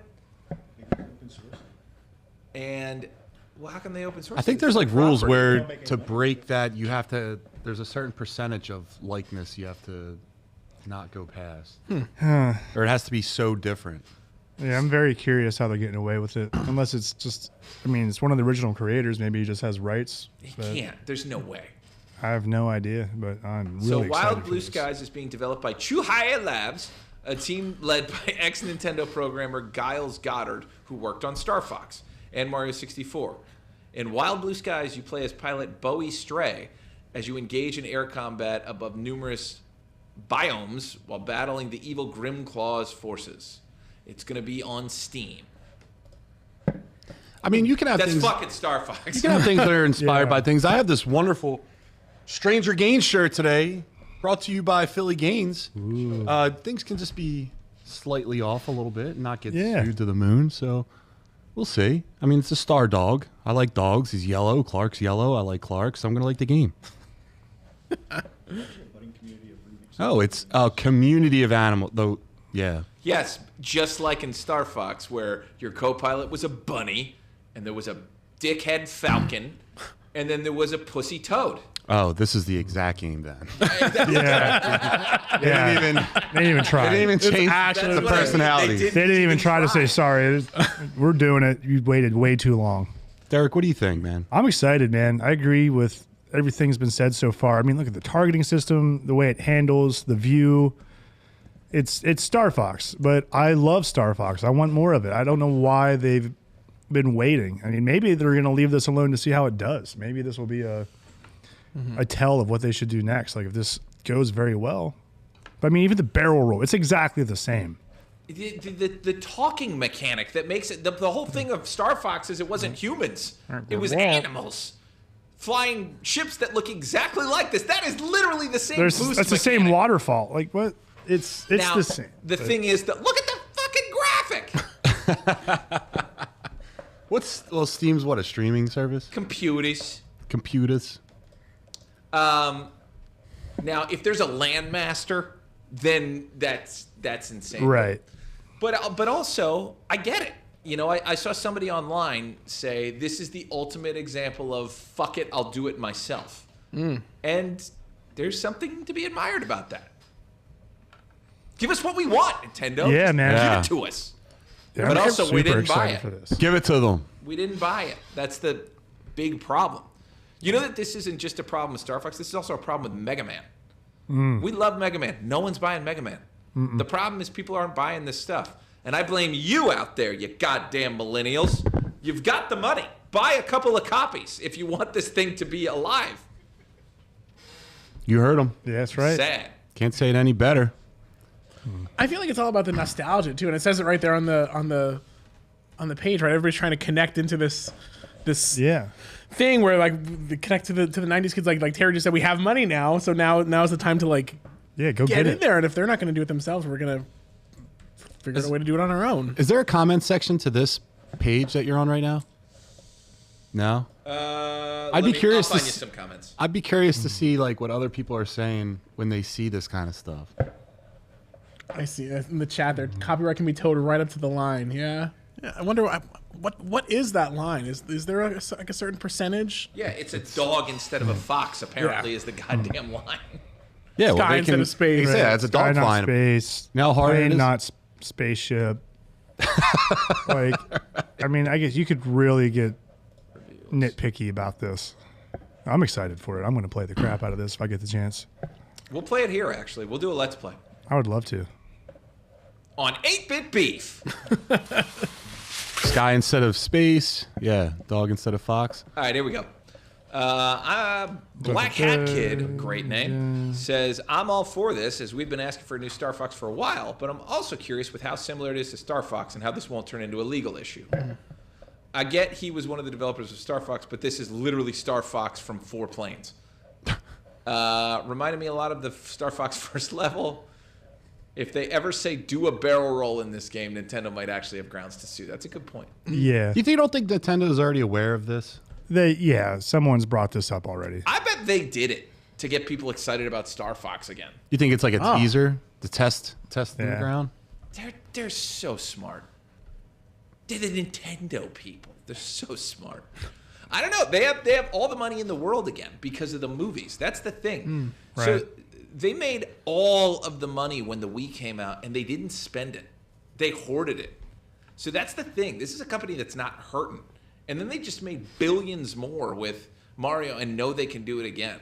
So they could take some chances. They can do whatever they want. And that's also kind of the problem, is sometimes you do your best work when your back's up against a wall, right? Like Mario World is so great because they were just coming out of Mario 3 and they had a year to make another Mario Brothers after making the greatest Mario game of all time. And they turn in another one of the greatest Mario games of all time. It's amazing. This guy says, why do I feel like this will end up like Mighty Number 9? Derek, do you know what that is? Oh, yeah. I'm Mighty Number 9. That was a flop, too. But Great. that's it. If you don't know, Mighty Number 9 is a spiritual successor to the Mega Man series. It was very hyped up. It was an indie game. And From then, the original creator. Yeah, and I don't know, it just never got its feet underneath it. I don't know what the exact problem with it was, but I know it took a while to get off the ground, too. But I'm much more hopeful for this. I think gaming's come a lot further since then, even, and I think the fans will get to this game, especially being on Steam, who's doing a lot of big things right now. I think people are going to see this and be stoked for a Star Fox game they can play handheld. You know what? This is the best thing. This is the best comment. Mass597. Nintendo should just buy these guys and make this a Star Fox game. That would work. Yeah. Right. That would be brilliant. Let the developers do it and just reskin it just like Mario 2, our biggest short of all time. That would make them look like the good guys, too. Not like assholes if they shut it down. Yeah. All right. Well, You guys I'm hopeful. want to do a cookie? Let's do a cookie. Oh man, you're killing me. Dude, I heard those guys were doing cookies on the air. Yeah. How unprofessional. What do you want to do? Cookie. I want to force John to eat an M&M cookie. Let's Okay. do M&M chocolate chip. All right. I hate my life. Here we go. Love you, buddy. Got it. I only want half of one of them, so Here, I'll split. I'll split with you. I don't want a whole one. Just because I've had so much delicious cookie. Milk Toast, Nintendo's not just chugging along. They have more money than the other guys because they don't check it spend out. like that. All right, our next Kuka's cookie is M&M chocolate chip. Self-explanatory. Let's check it out. Oh, these are little M&M minis. They're cute. I like those. They're not hard and angry. They taste just like chocolate chips. My rating on this cookie Thin candy shell. has nothing to do with the business and everything to do with my thoughts on the M&Ms. Nonetheless, it's delicious. It's a great cookie. I like that they're the mini M&Ms. I'm sorry, is there more to that story, or are we just going to leave? What's your issue with M&M's? I hate M&Ms. I don't think you should combine M&Ms with anything soft. You're a monster. Like, I'm going to bite into a chocolate chip cookie a balanced. different way that I'm going to bite into an M&M, so I don't want to meet them at the same time because then I'm taking a different bite for one thing or the other. What about an M&M in a ice cream sundae? No, you don't do that. It's a choking hazard. Sir. What's wrong with you? Wow. What about an M&M mini Christ. on an ice That's cream sundae? even more dangerous. This is terrible. You're wrong, but you're entitled to your wrongness. You're entitled to be wrong. Sorry. I think that was fantastic. Good ratio to chip to M&M. I got a question for the group. In Here's some thinking milk. of Wild Blue Skies being a ripoff of Star Fox, what's your favorite ripoff candy? I don't know if I've ever eaten really any rip-off candy. I'm a brand whore. Where are you buying rip-off candy from? I don't go for the off-brand candy. Getting back alley candy. No, I'm thinking more like the M&M peanut butter is their version of the Reese's Pieces. Sure, and that's Totally Sure. different. Totally different candies. It's definitely not the Reese's Peanut Butter Cup and the Mallow Cup. I'll tell you that. Mallow. Yeah, I don't have an answer for that. I haven't. I don't know who passed that test. Never really thought about that. I think I got. Milquetoast puts M&Ms are just funner versions of sprinkles. There's no chocolate inside of a colored sprinkle. That's not the same thing. That's what makes it funner. Get out of here. All right, did anyone see Stranger Things? Anyone watch them? Only the first 2 episodes. Only the first 2. Phil? I haven't started yet. You haven't started? Terry, I know Terry did. Whole goddamn thing. All right. So the first 4 episodes of Are Stranger... you talking about all 4 of them? Yeah. I don't want to be spoiled. Thanks for not... I also haven't seen them, so I should probably not listen. Hey, You knew you had to do this. I have a wife and kid. Yeah, it's hard. and they don't like Stranger Things. Love Angela's Stranger probably in the Things. chat. Could have dare sat you. that going in the don't background. have time. I don't have time. I remember now and later. I'll let you Steve. talk about it. I'll be back. Just All right, well, I'll talk about it with Terry. whatever. Phil, are Give you me leaving too? Yeah, Oh, sons of bitches. I can't be spoiled by All right, this. so listen, Pretty good. season 5 Stranger Don't want to be Things spoiled. came out. First 4 episodes dropped for over Thanksgiving, and Go out to the table. I was telling Terry today. I haven't. I didn't refresh my memory just watching. I went right into it, and I was just kind of like, "What the hell is going on?" First of all, the kids are like 67 years old. Yeah, it's distracting. I'm gonna always use descriptors, but like the kid with the messed up teeth that got beat up. He looks like he's 45 years old. Going to that Henderson. school. Yeah. Henderson with the long hair. Long hair Henderson paying tribute to Eddie. Yeah. I am all about that. That is good character development. And I like that they have introduced the other version of the nerd, the bad nerd. Because the bad nerd are real. They blow stuff up. They're insane. And I like that they're expanding nerddom into different places. Because the D&D kids, you can meet good D&D kids, and you can meet bad D&D kids who are in it for like the satanic rituals and whatnot. And it's just, it's cool that they're going that direction with it, right? So Henderson works. I like that they've made a little bit of a change with the actor's name is Finn Wolfhard, but Nancy's little brother. He was coming across as a little bit annoying and very whiny and very much like I only live for 11. And I like what they did with him this time. He's a hero. They all got toughened up a little bit. Definitely. And that one scene where they showed toughened up was pretty great. Where the kid's about to get, Henderson's about to get bullied, and you hear like hero music. Yeah. And you see a jacked black man standing in a high school hallway. In high school, he's got a receding hairline. It doesn't matter. Yeah, it's crazy. But he used to be an athlete and is no longer an athlete, and he threatens to kick a guy in the nuts, which is great 80s humor. Wolfman's got nards. And then right after, to my point, he's not alone. The next guy to talk some shit to the bully is Mike, who's still as skinny as could be, but has been through some shit. And you could tell he's been through some shit and isn't just this crazy lover boy anymore. And I love that development. But I think the big development that everyone's talking about on the internet is Will's got some shit to do. It doesn't come till the end, but I think for the first time since he was kidnapped, he's interesting. Yeah, I mean, he wasn't really in the entire first season, you know what I mean? So, Right. What do you think it is? Like, what do you think that they were face hugging him for? Well, what Vecna says is basically he was looking for someone weak to impregnate with thoughts and basically be able to expand his reach, and that's why he uses children. So essentially, he's saying that Will was the weakest one of all when he first reached out to look, and that's why he was attracted to Will. But then why does Will put have the thing in him? Power? I think it was an accident. I think they have. I mean, 11's power came from Vecna, which is why I think the nosebleed happens at the end to show like Vecna has also passed his power here. And there might be something deeper, but I think it just has to do with he was the first, and a little bit of Vecna's in him, which is why he can see and control the things that Vecna has. I'm for it. I think it's good, and that kid is matured as an actor. And that ending scene is so exciting. Do you think we're past 11 being like a hope so. special one? I hope so. I saw something the Duffer Brothers put out that she's not going to be the centerpiece of this episode. Who is it, Mike? Will is. Will. He's going to be like the centerpiece of this Which is season. great. Yeah. Which is great. I mean, I think 11's been the hero for 4 seasons. Yeah. You know, I'm okay with them passing the torch.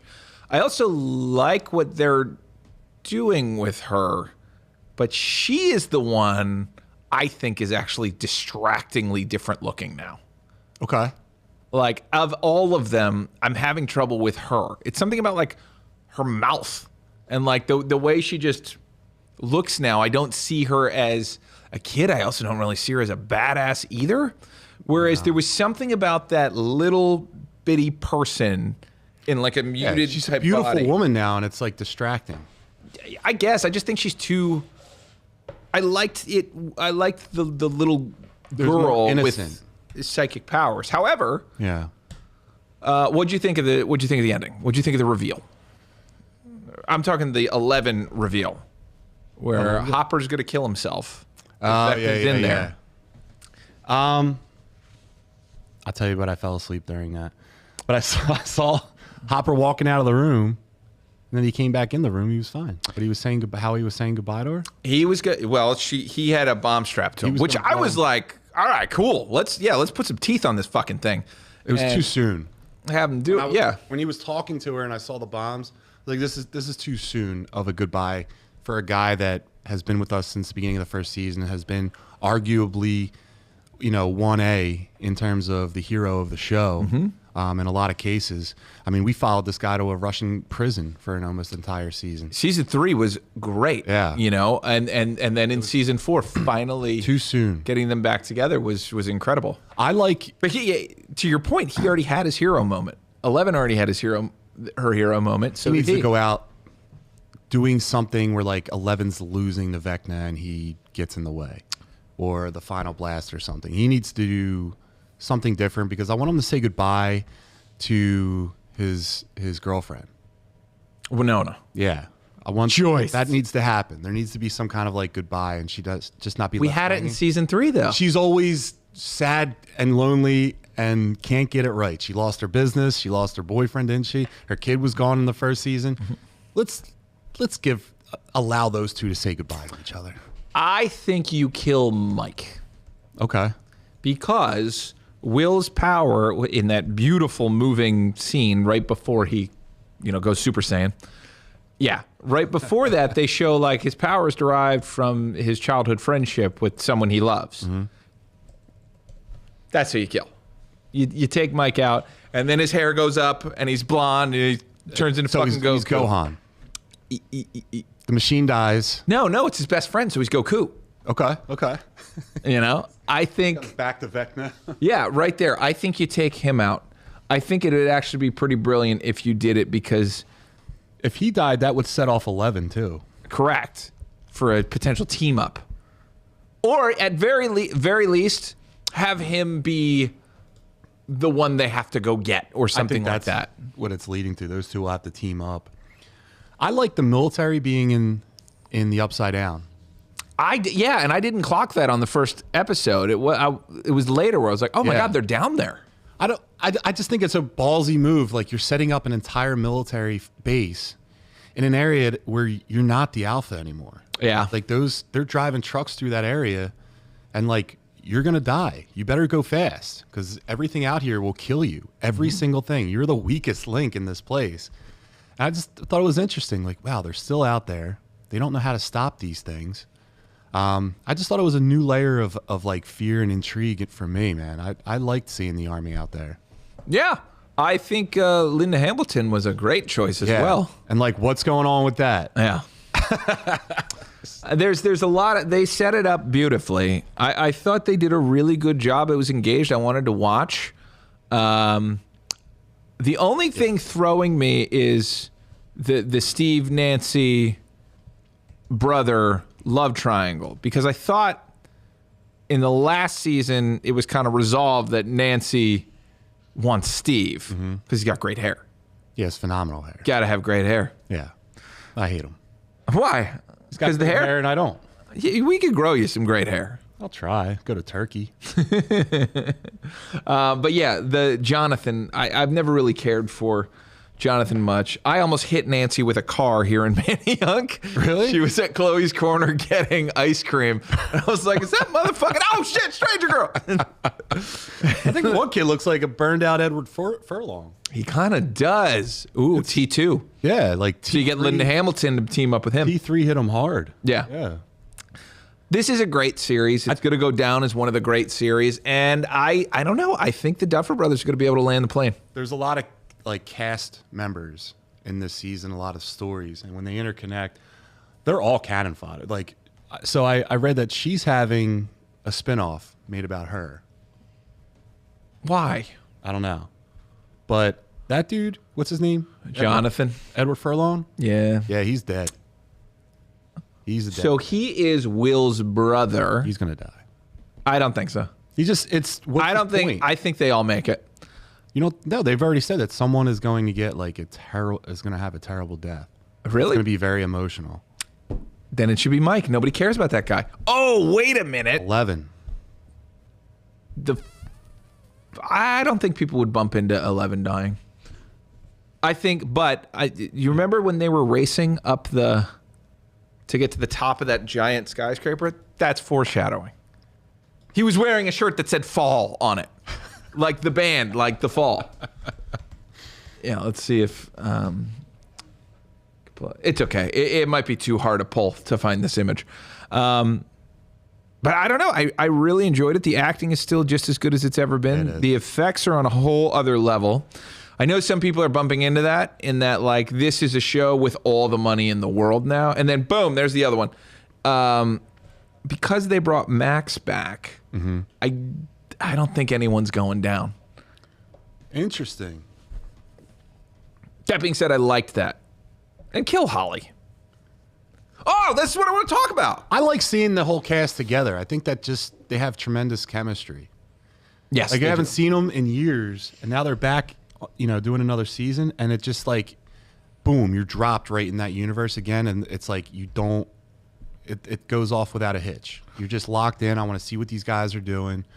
So yeah, I really appreciate the chemistry from these guys. Let's talk about the big moment, which is at the end of the 4th episode. And he has not done this before, I don't believe, but Vecna just casually walks into the other side. Mm-hmm. Because if I'm not mistaken, the kids' base is not in the Upside Down. It's in the real world where all the kids were being kept. The kids' base, yeah. So when he opened that thing, that sheath, was he walking into the real world for the first time? That's what I thought. So that's a big problem because he was never in the real world before. He was always in, is it called the underworld? The Upside Down. The Upside Down. Well, now he just walked out casually and put on a fucking show and established him as one of the great villains. Like, the walk is one thing. Moving stuff, holding fire back. But it wasn't until the finger shot through that guy's face where I was like, give the Duffer Brothers more money. Give them more money. Let's go. They took money and they did a good thing with it, which you can see in the top left corner. I mean, that is... Yeah, he looked terrifying. And it's an upgrade. The thing has been upgraded, and it's beautifully done. You never get this. You never give someone a bunch of money and they do something great with it. And the Duffer Brothers did. And these characters are so OP, though, but it's terrifying. You literally cannot do, no matter what, you cannot stop these things. Like that, the flower face. That's like, they just set up like a home. The Demogorgon. Yeah. He's like invincible. And, they did and a great job with that, too. Like a slave to Vecna. So how powerful is Vecna got to be that these other guys are just doing his dirty work? Well, that's the thing. It's a hive mind. So the thing is, Vecna can control all this stuff because the hive mind. Will tapped into the hive mind, so he can do it as well. So you're going to have, I think you have a war of where Will's just crushing these things as Vecna's putting it out, or Will weaponizes them. Yeah. And figures out how to use them against them and takes over the hive mind. I think that's what he's going to do. I hope he loses. What a great ending would that be? Vecna wins. Fuck you. I I would love that. Can you mark that timestamp? That'll make people a little nutty. Yeah. That would be wild. That would be awesome. I mean, I think they're. I mean, that's Everyone loses. Fuck off. screen just goes black. Yeah. No, it cuts to the Duffer Brothers like, wasn't that a strange thing? Have you seen a stranger thing? It's Larry David. Have you seen a stranger thing? Pretty strange. This is definitely the darkest season so far. How do you feel about the arc overall of where we started in season 1? Do you remember? A little bit. Did you start it when it started? Yeah. So I didn't. So I had the luxury of like binging it. I think season 1 through 3 I binged right before 4 came out. I just avoided this one because it was like everyone was into it, and I was like, I don't want to get sucked in. It doesn't sound like it will, and then it did. Of course, it's just beautiful filmmaking. So I'm more excited about what the Duffer Brothers do next. Post, like in their Stranger Things post. It's just going to be spin-off anything. after spin-off.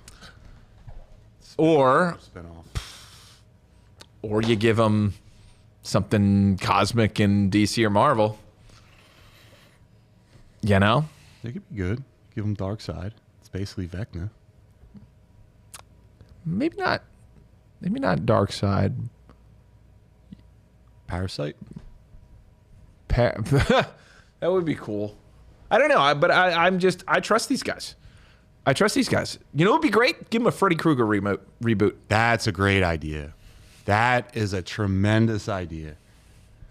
You already got the guy all the kids are scared of. And cast that same actor. He sounds like Freddy. It has to be inspired by that. Has to. That's a move. Yeah. Great call. All right, so then what, we got to wait till Christmas? Yes, so we get a drop on Christmas so we can avoid our families then. Then we get another drop on New Year's, which is, that's going to be tricky. That's it, yeah. And I wonder if that's going to be you think they'll do 2 and... Are they doing 2 and 2? We don't know. But anyway, I can hear them in the hallway, so we'll wrap it up. Let me grab them. So, this week on Terry's Spoiler Chat, I saw a movie, and it was really good, and I can't remember what it was. I watched Task. That was good. Can't get into that. I watched It, Welcome to Derry. That's tremendous. That's tremendous. Not as good as Lanterns. And I yield. All right. I am excited to finish this show. All right, so now, final segment of the evening is our Dragon Ball Z segment. We are getting a little tight on time. So Yeah, we'll speed this up. But Say again? I'm...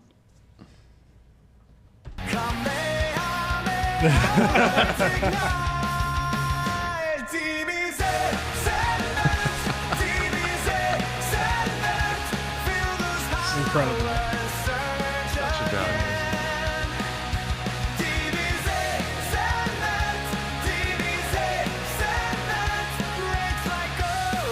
like now and later.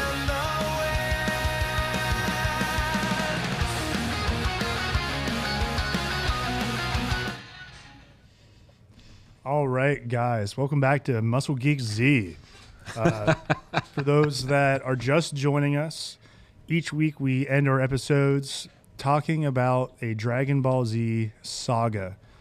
We are currently in the Frieza saga, which is So excited for this. currently the longest one, right? And we're going through this in order all the way through.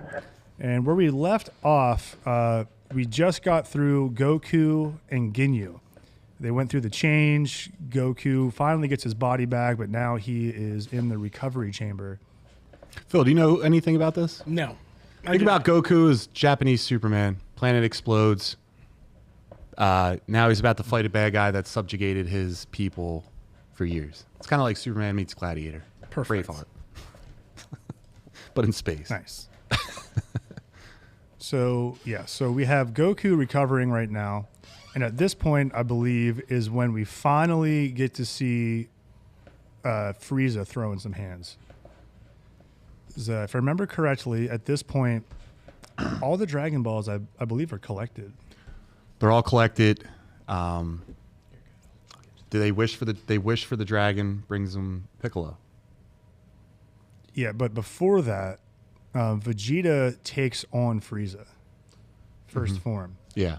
And it looks like for a minute, Vegeta can keep up with him. Vegeta, remember, he just had his butt kicked a few times. He's got the Zenkai boost. Yeah. Fully charged, feeling great. So he goes to take on Frieza for possession of the Dragon Balls. And shout out to Vegeta's power up in this one, where they draw him with like the eyes are like dark or they're lit up or something, and he almost looks like a dark Super Saiyan. Yeah. When he's powering up. And eventually, they lock up and both start powering up. Yeah. It's insane. And it looks like Vegeta has a chance, but then classic Dragon Ball. Frieza's holding back. Holding back. He's just been messing with him the whole time. And Big acknowledges his strength, but reminds him that I am Lord Frieza. I am the baddest person in the universe. Well, isn't that when he says to Frieza, I know you're holding back. Just Yeah. go to your final form or go to your next form. Yeah, he calls him out for holding back. And Vegeta at this point thinks he is becoming a Super Saiyan because of all his power boosts. Mm-hmm. So he keeps talking about it. He just won't shut up. He's almost annoying about it. So Frieza is like, all right, I'll humor you, and goes to his second form. And at this point, they are screwed. You can see his power level hits 1 million. And this is where power levels really start to get ridiculous. And we really don't hear about him much after this saga. Remember when he first changes, his armor just pops off and he grows a little bit taller, and Frieza's mocking him. Yeah. Frieza's like, you grew 2 inches, so what? And then he goes into full giant mode. Yeah, and this is where we get some really cool fights. So Goku, he's still recovering there, as you can see. And the whole time he's like, oh no, they're getting their asses kicked. Yeah. Like, trying to get better. But he has to be Which is patient. really just saving money by not animating extra frames, but just doing a Yeah. voiceover over the shot over I and over respect and it. over to extend it. Do what you gotta do. But we get some cool fights here. So we have Krillin, Vegeta, and Gohan going against second form Frieza, and it turns into a fun game of cat and mouse. Vegeta gets tanked. Krillin and Gohan are trying to keep up with him, and they go to try and hide in this like mountain form that has all these cracks and everything through it. And Krillin's trying to run through there, and Frieza the whole time is just meeting him at every exit. Yeah. And it's really fun. And eventually, Frieza's like, I'm just going to smoke him out. And just throws an energy bomb down in there and just blasts him out. He gets tired of him. Frieza's like Vader. So they're struggling here. And eventually, Krillin gets gored.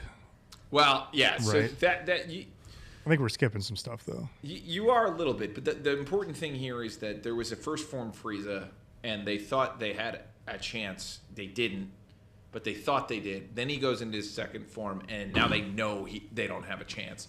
And this is when the Tyrant shows up, and it's pretty bloody and bloodthirsty. And this guy, for whatever reason, wants to kill Krillin, and essentially wants to kill Krillin because he sees how it affects Gohan, the little boy that you can see on the screen. Phil, he is 8, I think, in this at this point. So he's 8 years old, and he's already been through a lot. But then he sees his boy get skewered, and you get one of the great things about this character, Gohan. When he gets mad, he goes berserk and insane, and everybody. You see how dark Frieza is in this because he spears Krillin. There is a cut where or an edit There where it is. Krillin's bleeding out, and Frieza's shaking him around Goring. and I think he licks the blood, Yeah. My God. There you go. Yeah. and he's just loving it. Yeah, he's just in heaven here. He's enjoying every ounce of this. These guys have been giving his troops the business, messing with him psychologically, getting in the way of his plans. And he hasn't Thorn in been the pushed side. like this in years, so it feels good to him. He's a guy that's so strong, he's never had to train. Instead of people these guys all have different forms. They had to level up. Frieza's so powerful, he had to level down. So all of his forms are meant to hold in his power. But he's so OP in this at this point in the show. We've never seen power like this from anyone. And But- essentially, this is like watching your uncle who is really the only one on the planet who can help you right now because your dad's not there, get taken out. But then what's worse is Frieza then is like, you know what? Just for fun, I'm going to drown this dude. I am going to just let him fall and die. And that's when this little boy mans up as he always does, and his power level skyrockets. And it's kind of like, okay, who the hell is this kid? And how come when he gets mad is he stronger than 10 men? That's pretty cool. Yeah. Do yourself, but you can even see That it. kick is brutal. Gohan is the master of kicks. Right there. So this is the important thing. This always happens when Gohan gets mad. Whoever is against him is like, that is a fucking kid. Why is he the strongest thing in the universe? And it's only when he gets mad. The kid just wanted to be a pacifist, but got thrust into this bullshit life by his pain in the ass dad. It doesn't want to be there. But It's nothing to do with it. He's never He's there. not and afraid. He snaps. And look at that kick, man. And I remember watching this for Kicking the a first man time in and the just face. like, they're so outgunned. Frieza's so powerful, and the other three, they felt like they had a chance until he changed. And now that Frieza's just looking up at him like, which one am I going to kill first? Yeah, it That's feels when hopeless. he takes Krillin out. So then you see him go off, and I think there's a moment where Vegeta's looking at Gohan like, yeah. again, Yeah, he's like, how is he it's- doing this? And he just starts unloading on him. The gut punches going all over the place. Like, he's in complete shock. He was not ready for this. So he's just eating all of it. I mean, he goes, I think, through. He throws. Well, Masenko. He hits But him with then the yeah. Oh, right to the dome. He does a bit of that. which, by the way, it's the only time it's ever worked. So I was listening to another YouTuber Oh, the energy recently. volley. That never works. Yeah, I was ever. listening to another YouTuber say, anytime Vegeta has ever tried his little energy volley thing, it never worked. The only one who ever pulled it off was Gohan right here in this moment. Which just pisses Vegeta off because a little boy is doing better than him. And he is, by the way, he is the prince of his species. And this is like a low-born piece of shit. Yeah, and they're a very proud, bloodthirsty race. So he doesn't like this, but Yeah, Gohan he gives him the business. And you think for a second, you go from hopeless to like, oh my God, like, can this kid do it? Is he going to step up and, Nope. and save us? Nope. Nope. Frieza remembers who the fuck he is, Just kicks him right in the snoot. like is impressed, but now he's just annoyed. He's like, okay, I wasn't ready. Very impressive kid. And he's kind of like a shame I'll have to kill you type of talk. Like, But by the way, like, Phil, if you like child violence, I mean, who doesn't love child violence? Dragon Ball Z is the show for you, man. Demonetized. right? Dragon Ball Z is a show for you. So if we are trying to convince you to watch the show, this is a great example of kind of what it is about. Where there's parts of it that's very goofy, but then there's a true hero's story beneath, and what it is like to stand up to others, and what it is like to train and be better every day. But then there's a brutality of this show that really makes it fine for adults to watch. So I would encourage you to give it a watch at some point. Yeah, man, and now they're just totally outgunned. They got the Dragon Balls though. Yeah. So at this point, they'd already gotten the Dragon Balls, which, if you don't know anything about Dragon Ball Z, it's called Dragon Ball because they collect 7 magical orbs. They're called the Dragon Balls. Get them all, make a wish. On Namek, it's different. There's a different set here, which is why they're there. And on these ones, I mean, you get 3 wishes, right? Is it 2? You get 3. 3. And the password is Purunga. Yes.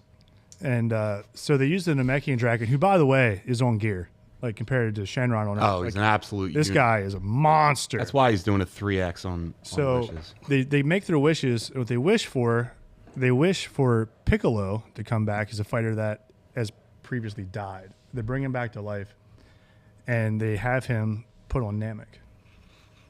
And he arrives right as these guys are at dire straits and are just about to be done. Next thing you know, he's on this planet, which he's from, but he doesn't know that. He was raised on Earth as an orphan and had no idea what planet he's from, right? He thought he was like a demon or something. Wow. Because he looks so different. Which wasn't wrong. No, it's also not wrong. Yeah. But he shows up here, he's like, my people. And he's like, he's home. And he like realizes it. And he goes, he finds another warrior from this planet. Yeah.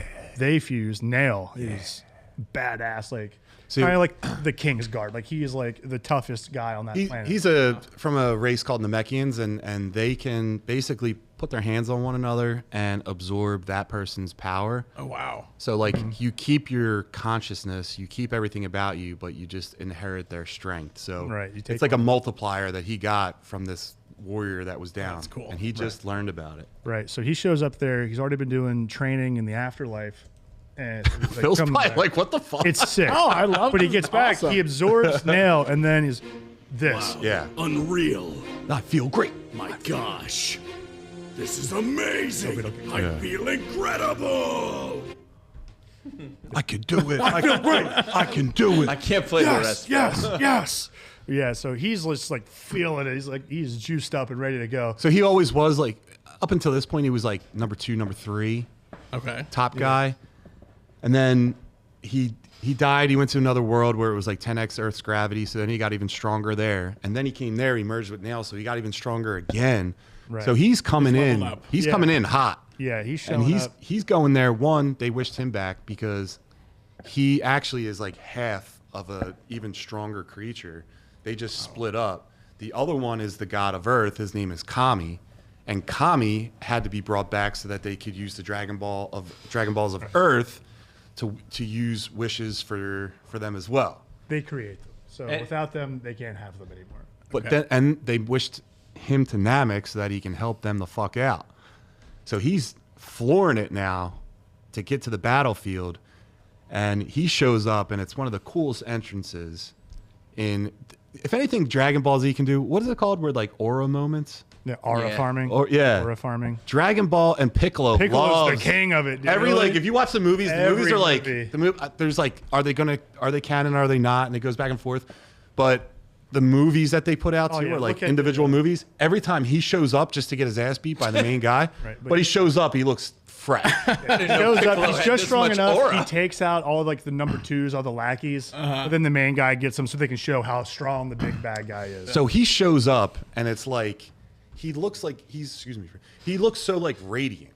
Like you don't at first his outline appears before like he does, and then it's like a bright shine of light, and he shows up, Oh man. and it's like, That's pretty cool. all right, let's see how. Yeah, strong, look at that. Yeah. Yep. It's like, let's see how strong dude's got.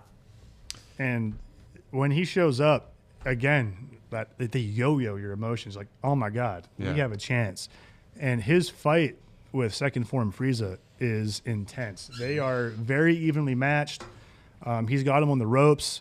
A lot of cool choreography here. I think we might But want we to should- pause. I think we might want to pause on, Yes, on I agree. Piccolo showing up because there's a lot that has just kind of happened, and this is the crazy thing about this saga. The saga takes a long time, and you'll notice something about Dragon Ball Z. Everyone does get their chance in the sun, and basically what they've shown is Vegeta doesn't have it. Gohan might have it, but only when he's mad, but loses anyway. Krillin definitely doesn't have it, but is just trying his best. So it's time for the next person to come in.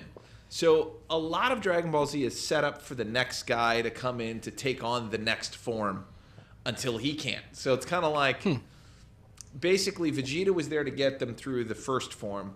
I would argue Gohan gets them close through the second form, but Piccolo is the one who is going to have to face the inevitable third form. And that's where it gets insane. But I think we should pause it right there. A little bit of this in third form. A little foreshadowing. Yeah. A bit of that. Nice. It's a little freaky. So next time on the DBZ segment, we will go into Piccolo versus Frieza. Next time on Muscle Geeks. next time- Piccolo's arrived on the scene. The Z fighters have hope. All right, guys. So listen, that was one of the weirdest episodes we had. I Super think it was weird. probably all the sugar from the cookies. Do we want Kugas. to plug Kugas one more time? Yes. Derek, find your camera, please. All right. Smooth. Yes. Once again, it's brought to you by Kuka's Cookies, based out of Delaware County, PA, here right outside of Philadelphia. They're doing holiday orders right now. They do bulk, they do deliver, they do pickup, whatever you would like. They have a great selection. Oh my God, the Papa Grande was fantastic. the Pop-Tart one with the glaze. Oh man, that was the That thing is that's your hitter right Yeah, there. that was- absolutely. They're all great, but that one was a standout boy right But yeah, Is that called Papa Grande? Papa Grande was not that one. Grande. That was the was it the Reese's Sorry. in the Oh middle? yeah. Mario just popped on. Papa Grande. All right, so Let me give you Phil, the thank you for coming on tonight. I know we were disheveled. This is awesome. I love it. brown sugar cinnamon Pop-Tart cookie. Sorry to interrupt. That thing was phenomenal. Yeah, that was awesome. That you knew that they were the hitters when they were packaged. Oh, separate. individually, they You know, what I what mean? they're doing. No, that's the gold right there. Oh, baby. yeah. But Phil, thank you for coming on. You want to come back on? Yeah, please. All right. Well done, brother. All right. All right. Let's end. Derek, what do you want to promote, push, or just talk about? Hi, I'm Derek. I own Derek Baker Seal Coating and Line Striping. We're out of season right now, but it's not too early to book for the spring. So if you need your driveway or parking lot sealed, striped, crack-filled, pothole repaired, or any other odds and ends, give us a shout. Give him a shout. Give me a Follow shout. him. Or you can find me at Symbolic51 Yeah. on the Instagrams. What about you, Terry? Hey gang, we're just having ourselves a good time here at Yunk Junk. Remember Yunk Junk, the home for all of the greatest Manny Young podcasts. Come get yourself your own podcast. We would love to have you here at Yunk Junk. Yeah. Also, keep your eyes peeled on the Philly Gainz, Downingtown Gainz, and Westchester Gainz Instagram pages. You're going to see some hot content featuring me and John. Terry's the newest czar of the social media for the Gainzes, and we've All we hail spent Terry. 3 sessions already filling up that content. And if you guys watched our Black Friday ad, that was just a little taste. That was pretty nice. Oh, and Oh, Johnny TD Chris Scams. edited that. TD Chris, who we know is technical director Chris, OT Chris. is the man. All right, and yeah, guys, thank you. Follow at Philly Gainz, and also follow at the Muscle Geeks on all the social media platforms. And next week we're doing another bracket, right? Yeah, we talked about it. Yeah. All right, it's holiday movie brackets. Yes. So I think this one is going to be one of the most interesting ones we've had because not any one of us agrees on No. which one I the think GOAT you is. and I are going to go to blows here. Yeah. I'll be active in the chat on that one for sure. So make sure you check in next week, and we're either going to have a bracket of holiday movies or me and Derek are going to fight. Either way, you guys are going to win. See you what next week.